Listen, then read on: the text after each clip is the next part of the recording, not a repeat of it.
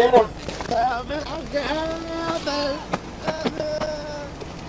over. Are you all right, Augie? Yeah. You seem...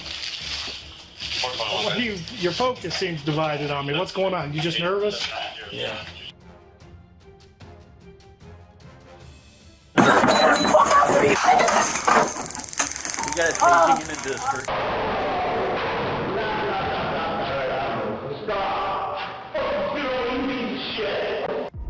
Corrupt cops getting arrested on duty. We often trust that those in uniform will act with care, but sometimes that trust is tested in unexpected ways.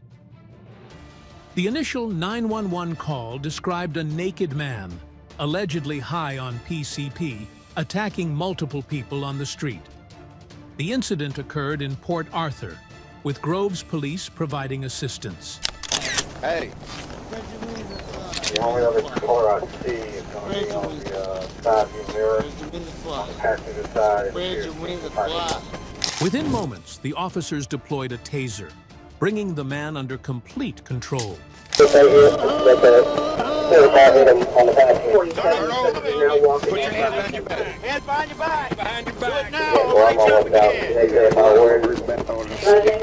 Hands behind your back.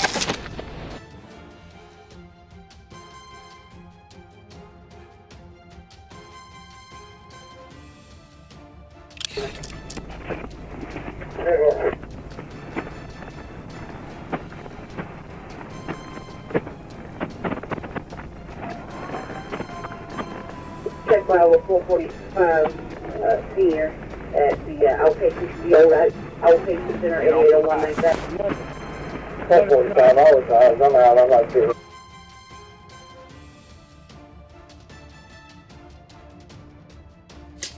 Although the suspect was already restrained, the police continued to tase him multiple times. At one point, one officer acknowledged that the man had suffered a serious head injury, yet the aggressive treatment continued. Stay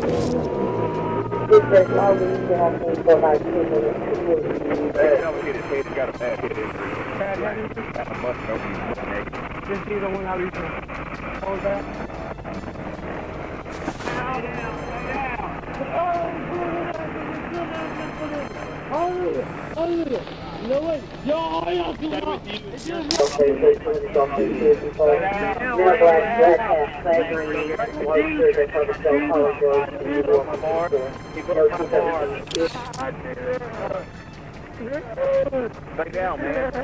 Stay down.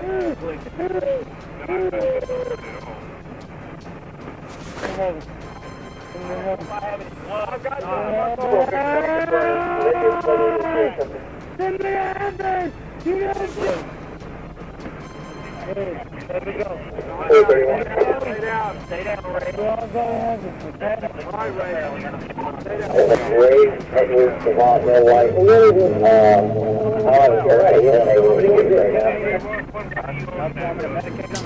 Eventually, an ambulance was called and the suspect was transported to the hospital.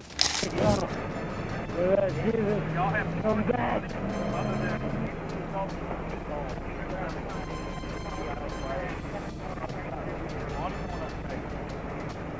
I'll take it.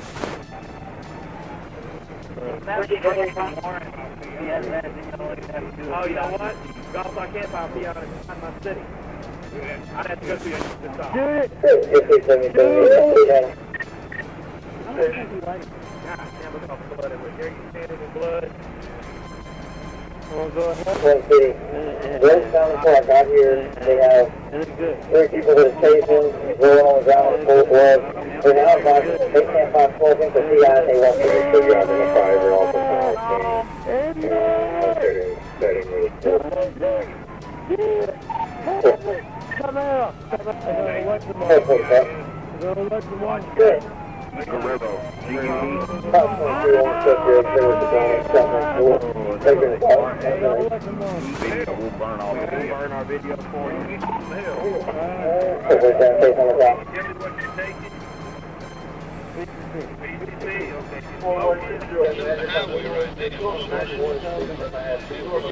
Keep going. We got EMS.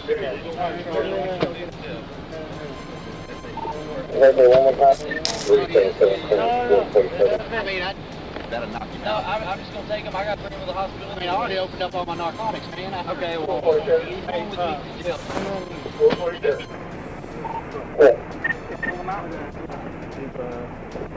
377-447. Yeah. Yeah, walking around. Where's the rest of them?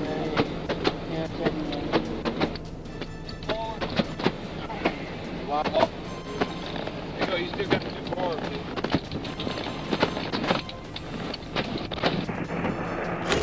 An arbitration hearing is being held at the Groves Municipal Court for Officer John Rabelais.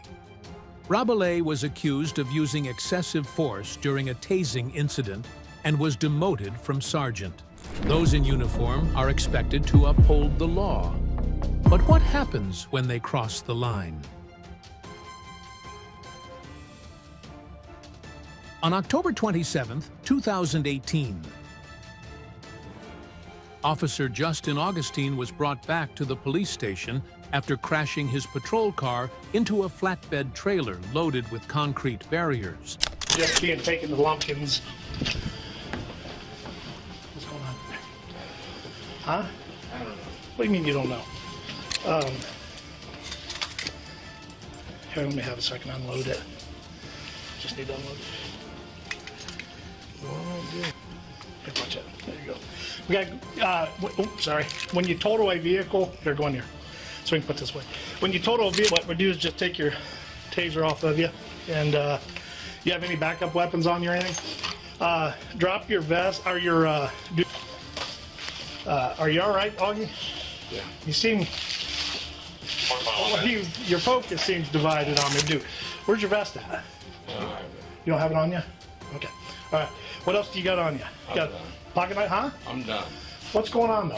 Tell me. It is evident from Augustine's speech and behavior that he is under the influence of alcohol. His refusal to take sobriety tests further reinforces this. What? I'm not going to let you drive. Can you call your wife? Seriously, Augie, can you call your wife? I can drive by. What I got to do, Augie, it's my job. If you want to leave, go ahead and leave. All right, let's go. Let's go. Come on, Augie, don't do this, man. Just relax, okay? I'm done. Okay, and I understand that. I understand what you're saying, all right? I just don't want you to do it like this, like that. If you want to be done, I understand that. So if you want to leave, that's up to you. Where's your keys to the building at? You got all that stuff? Okay, I want to make sure it wasn't on that ring in there and you need it. All right, well, get going then. Do what you got to do, all right?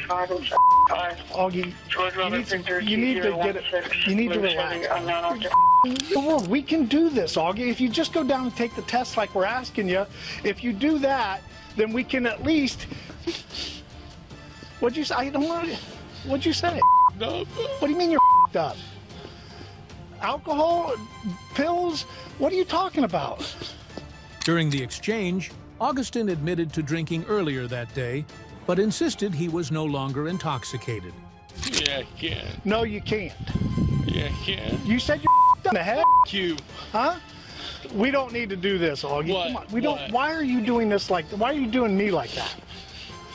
Huh? What have I done to you for you to do that? Do me like that? I don't know.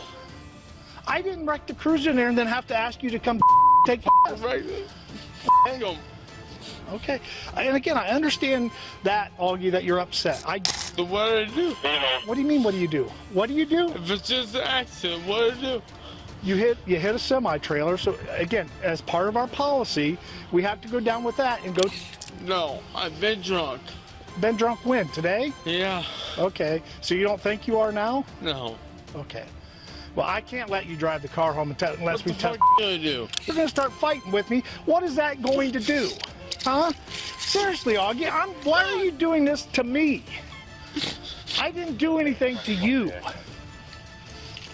Okay? Will Augustine's status as a police officer shield him from consequences, or will he be held accountable under the law?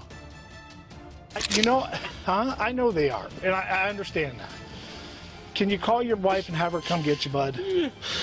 Get your phone out and call her.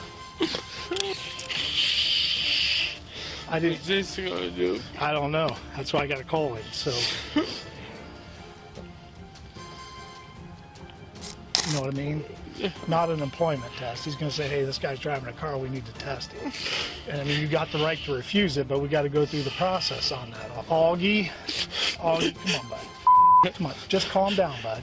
I understand you're upset, you got to calm down. And remember, Augie. You just can't wait.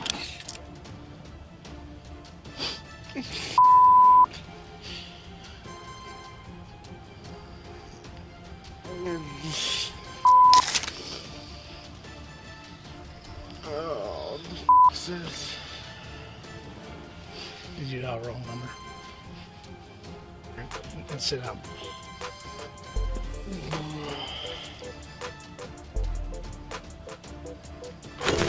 Justin Augustine resigned on November 1, according to Pica Police. With authority comes responsibility, but not everyone handles it well.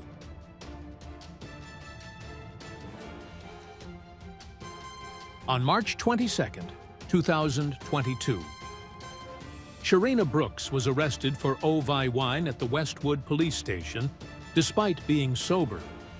When she protested, Officer Michael Roetting tased her while she was handcuffed.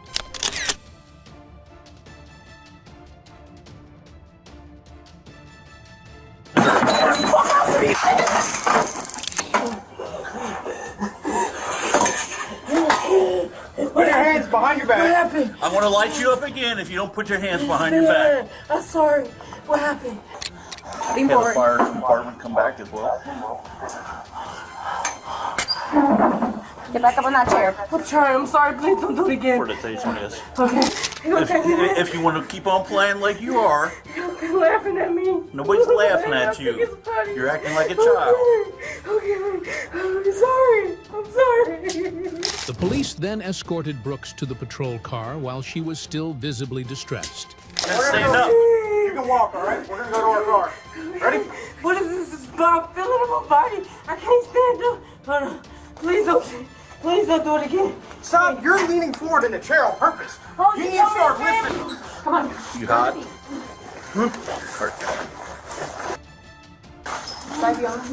No. Yeah. If you are. I'm sorry. I'm sorry. I'm not sorry. You got your keys to your car. Yeah.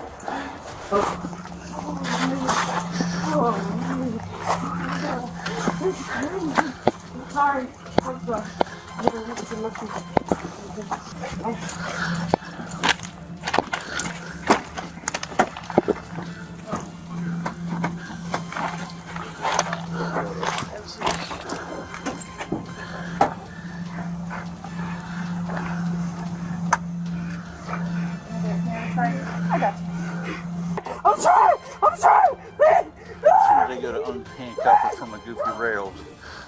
She went crazy. Hey, you want to start this?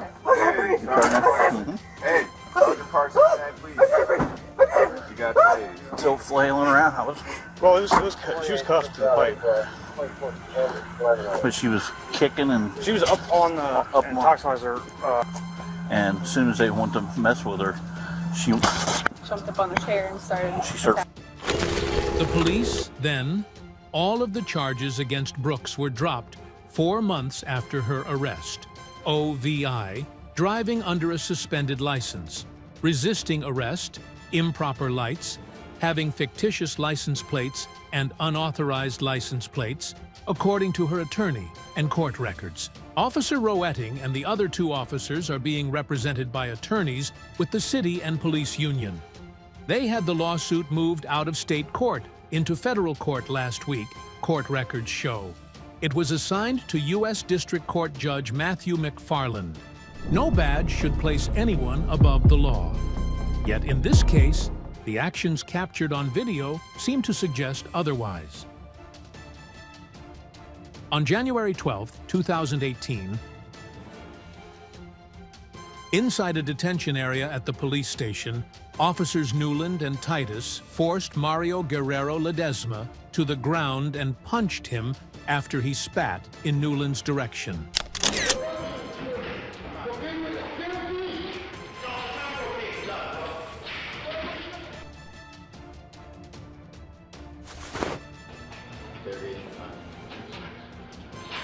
Yeah, tomorrow look up. What's your face?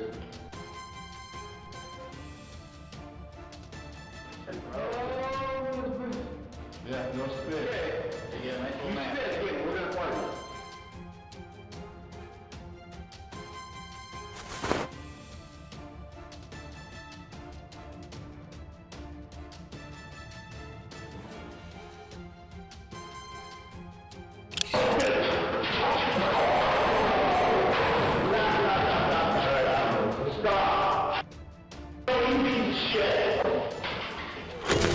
The city announced Friday that misdemeanor battery charges would be filed against officers Corey Newland and Joshua Titus over their role in the incident.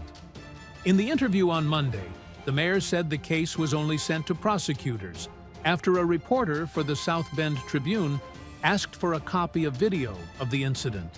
So what we have here is, this is deeded property owned by the tribal community. This is a BLM numbered route. This isn't submarginal. This isn't reservation. This is deeded property in the state of Montana. Welcome to Cops Quiz, the channel where we delve into the most shocking and intriguing stories about law enforcement. In today's video, we explore a gripping incident where corrupt cops are detained by a local tribe. What happens next is truly astonishing and raises serious questions about police understanding of the law. If you enjoy our content, make sure to hit the subscribe button and stay tuned for more eye-opening stories. On September 13, 2014, Warden Dirk Paulson of the Montana Department of Fish, Wildlife, and Parks faced an unexpected challenge. While on a county road in southeast Blaine County, Montana, he was stopped by tribal police from the Fort Belknap law enforcement. The officers accused him of trespassing on tribal grounds and threatened to impound his car and issue a ticket. The situation de-escalated only after Blaine County Sheriff's Office officers intervened. So what we have here is, this is deeded property owned by the tribal community. This is a BLM numbered route. This isn't submarginal. This isn't reservation. This is deeded property in the state of Montana. Nice to meet you. Don't think we've ever met yet. No, not yet.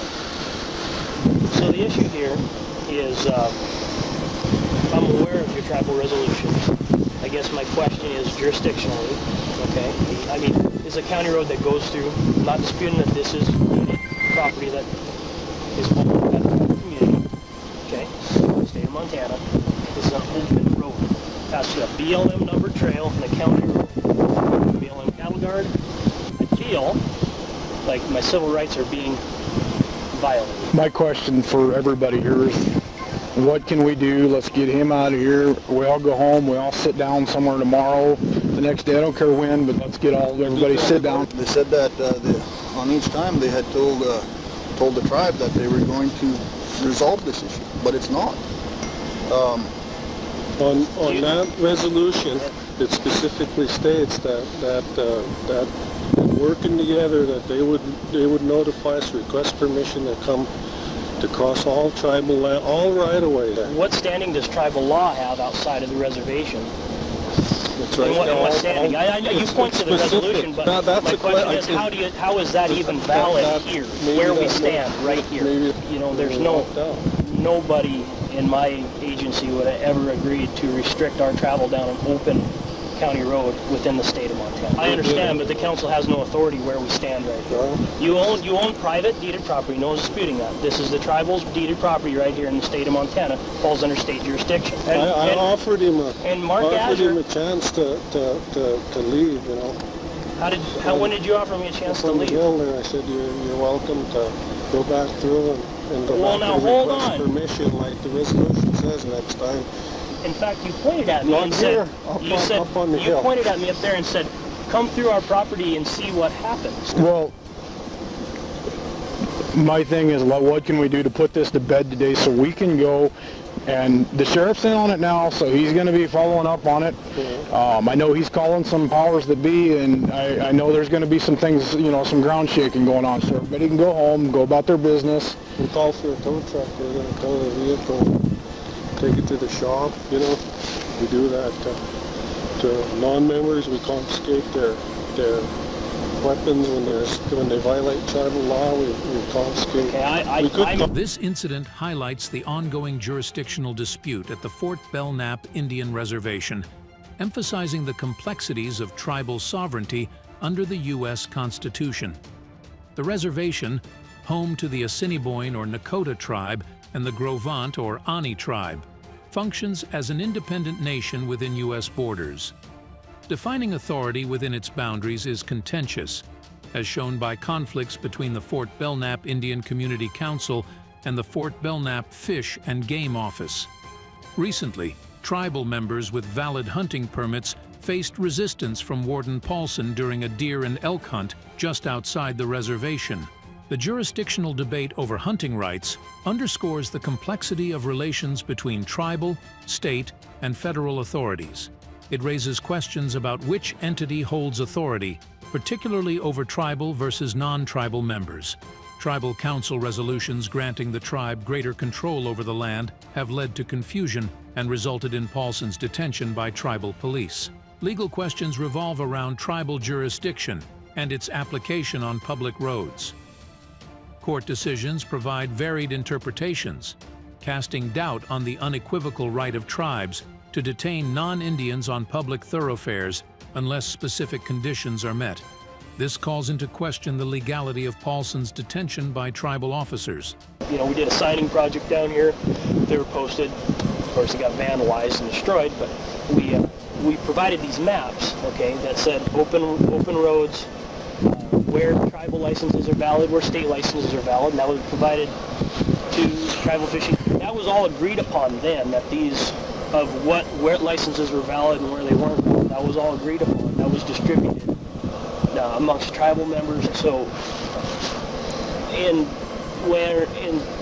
I guess I'm confused why the tribe has me detained here and is exerting their jurisdiction here. I guess I question the validity of that. The resolution says it's tribal land, trust, and deeded land, and it's their land, I guess. Enforce whatever they want to enforce on the land. As a landowner in the state of Montana, you just can't enact your own rules whenever you feel like it over public right-of-way. I can't. I'm not over anybody here, so I can't overrule anybody. I know. I've heard that a lot since I've been standing here. So, but at the same time, you've got to see a lot of the frustration that's. So if I want to drive down Highway 66, what would happen? To the same thing, yes. That's what I'm assuming. I mean, I understand that maybe they got a point to prove, but just there's procedures in the laws that you got to follow. I really can't believe you guys are doing this. I know. It blows my mind. I mean, what you're doing is not even legit. So. Well, I mean, that's a legal thing, not for me to decide. But you realize, Harold, hang on and hear me out. You realize that you can be held liable. I realize it's probably going to be a court case. Yeah, and you realize if illegal actions are taken here, you could be facing charges, whether your bylaw says it's okay or not. It'd be better for all of us if it gets resolved. Well, it'd be better for all of us right now. I'm just telling you, it'd be better for all of us right now if we leave with his pickup, and the sheriff's in on it now. He's contacted multiple powers that be, and we all sit down and we come to a big sit down and we figure out what's going on. I will file a complaint against you, Harold. I just want you to be aware of that. Civil rights and criminal. That's what I just need you to understand, that you know where this is at and where this is going. Okay, but you do understand that the actions you're taking may is quite likely illegal, and you may very well face criminal charges for it. Okay. Well, that's fine. That's the way this is going to shake down right now. Okay, and then we'll inventory. He will personally witness it. I will witness it myself, and then everything will be taken out of from there. Okay. Paulson claims he acted within county hunting regulations, but their applicability to tribal lands is unclear. The reservation comprises federally owned submarginal trust lands and fee title lands acquired by the tribes, adding to the jurisdictional complexity. The ongoing debate over hunting jurisdiction in Montana highlights the clash between tribal control and state authority, particularly over fee title lands. tribes assert their right to regulate hunting on these lands, while the Montana Department of Fish, Wildlife and Parks argues that fee title lands should be subject to state regulation like private property. Hey George, you're the vice president of the council, right? Sure am. So you're the next highest up guy here because we've had to defer to Harold here on this. So what's the validity of detaining me on an open public road within the state of Montana? Authority, as far as I remember, I'm new to the game, is through resolution that the former council passed. So this is a BLM numbered route or county road in the state of Montana, Blaine County. Okay, with plenty of tribal enforcement here. This is tribal deeded property in the state of Montana. So detaining me, I guess I'm going to take the stance again. I want to make sure this is clear. Now what's going on here today is illegal. Okay, and you're towing my pickup. I disagree with it 100%. I've been detained here for I don't know how long as an American citizen in the state of Montana, not even as a game warden. My civil rights have been violated all morning long, okay? I'm not free to leave. I haven't been free to leave all morning. I've been boxed in by this gentleman. Well, I think this is my personal opinion, stepping out of the law enforcement role of it, but my personal opinion is this is where it needs to stop. Let this happen today, but the state, I don't care if it's Blaine County, and I can't tell Glenn how to do his job, obviously, but I trust him in what he'll do. He said, let this one play out, and I'm sure this is going to rattle some cages in Helena. It's going to civil rights issue. Where does it draw the line? Because it starts here, then it goes to Highway 66, then it moves to US 2. The recent detention of Paulson by tribal officers has sparked debate over jurisdictional authority. While Paulson's adherence to hunting regulations was commended, the legality of his detention remains questioned. This incident underscores the complexities of tribal jurisdiction in enforcing conservation laws. The strained historical relations between the U.S. government and Native American tribes add layers to this issue, calling for clear regulations and mechanisms for resolution. This case requires a closer examination of tribal sovereignty and its intersection with federal and state laws. On June 25, 2013, a law enforcement officer in South Carolina conducted a routine traffic stop, encountering Sam Montgomery, a professional football player for the Cincinnati Bengals.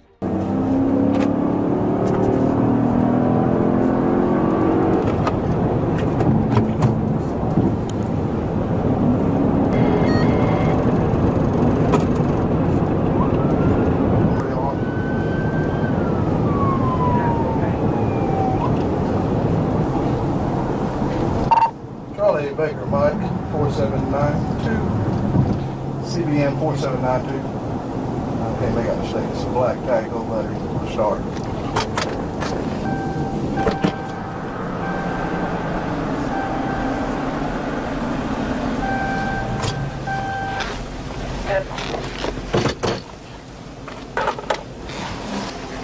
Driver, shut it off. Let me see your hands. Shut your vehicle off. Turn the vehicle off. See your hands, please. See your hands, please. Do not move. In Lawrence County, South Carolina, Montgomery was traveling at 89 miles per hour in a 55 mph zone. The incident, captured on the police dashboard camera, received significant media attention. Trooper Salter gave Montgomery contradictory instructions and even threatened to use a taser. It is well known that stress impairs one's capacity for comprehension and compliance with instructions, and law enforcement personnel are expected to speak clearly and concisely. You the only one in here? Yep. You military? Nope. NFL? Yes, sir. You're under arrest. Step out, please. What I do? 89 and a 55. Keep your hands where I can see them. Turn around, face that way, please. Turn around, face that way, please. Spread your feet. Spread your feet. Wider. Wider. Wider. Point your toes out. Reach back with your hands. Sound of my voice, look forward. Do not look at me. Reach out, palms up. Hands behind your back, palms up toward the sky. Do not move. Look away from me. Look away. Look away. Keep your feet together. Spread your feet. Whoa, I'm not calling you wrong. Spread your feet. Palms up toward the sky behind your back. Do not move. You get arrested. I'm sorry, enough. 55-467 one time, Bravo Mike. Where's your license at, sir? Okay, what's your name? Sam, Montgomery. It's in my pocket. I'm sorry. You passed 2 cars. You passed them running 89. I was just trying to get my mama. Stay here a second. That's it. Okay. Yes, sir. I'm not going to try to. I got you. Yeah. You Need me to help you with that necklace? No, sir. You fine. Yeah, I got you. it's everything's legal. You still on Haggard Street? Yes, sir. My papers are still in the car. The reason I asked about the military is your tag. Oh, yes, sir. Just got to check. Okay.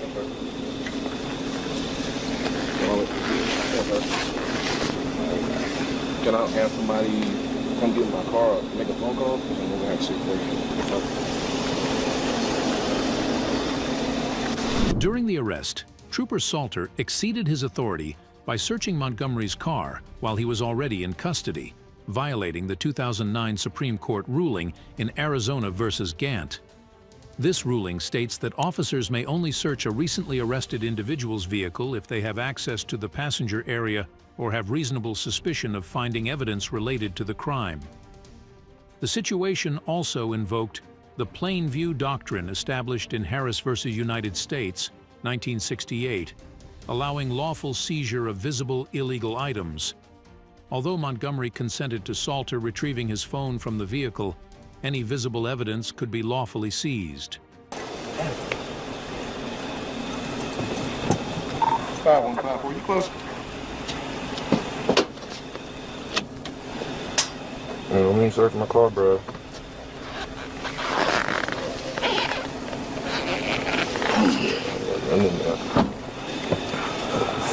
Go ahead.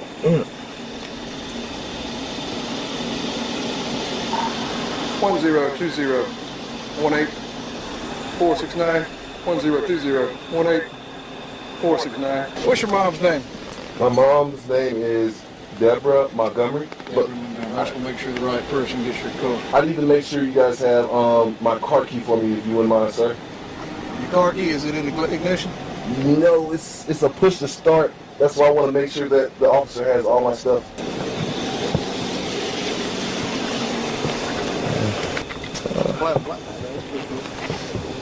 He said it came like that.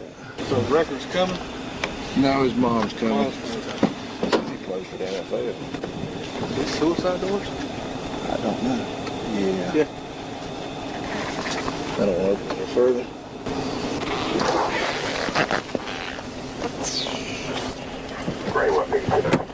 Said they're going to serve a warrant. Ouch. Oh, not on this car anyway.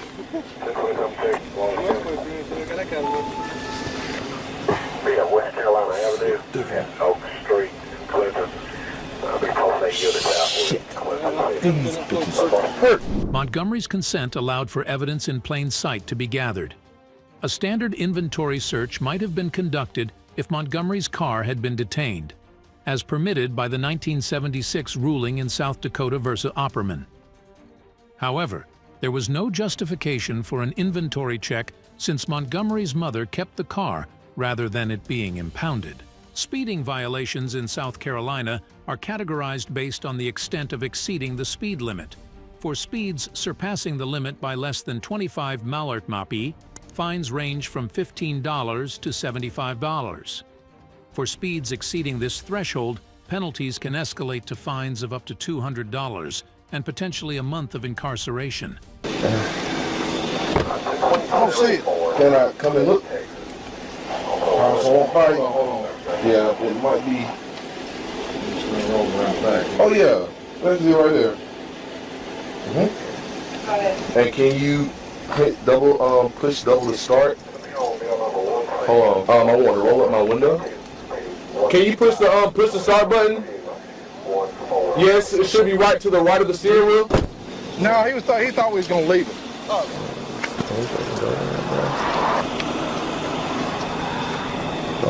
His mom's coming from Greenwood. She should be here 30 minutes.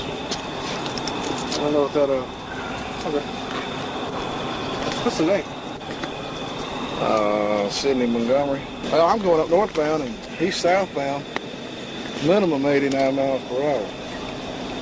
Minimum. I gotta look at something because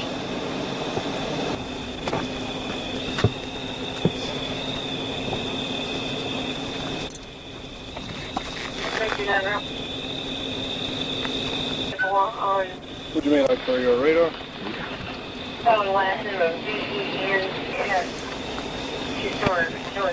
Tires got the belt showing over here.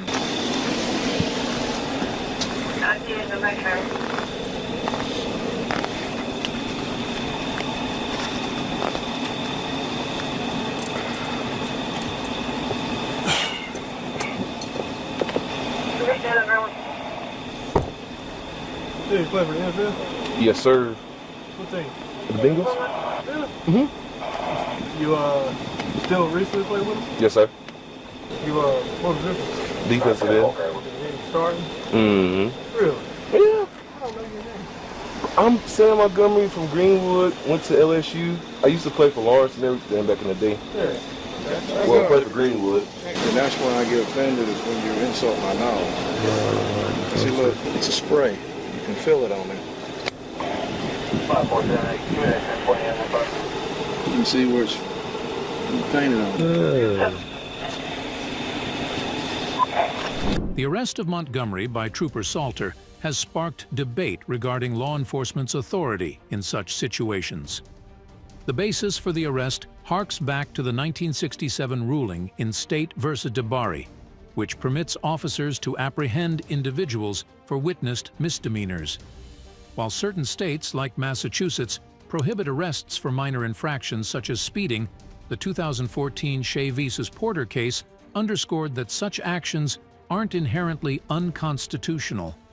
The Supreme Court's 2001 decision in Atwater v. City of Lago Vista affirmed that law enforcement can exercise discretion in arrests for minor offenses, provided there's a justifiable cause.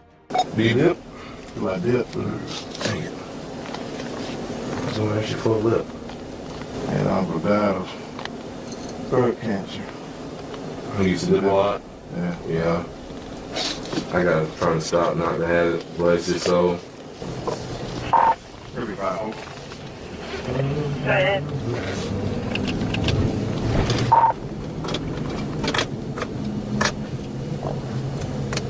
Car registered you.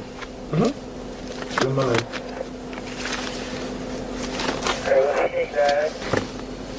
Mark here.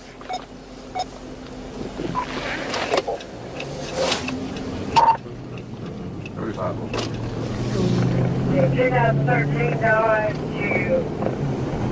Sounds like Texas DMV said your tag canceled in April. I was supposed to have my recent tags, but they're in my car. I have to. There's in my little glove compartment or whatever. I have my information in my papers stuff.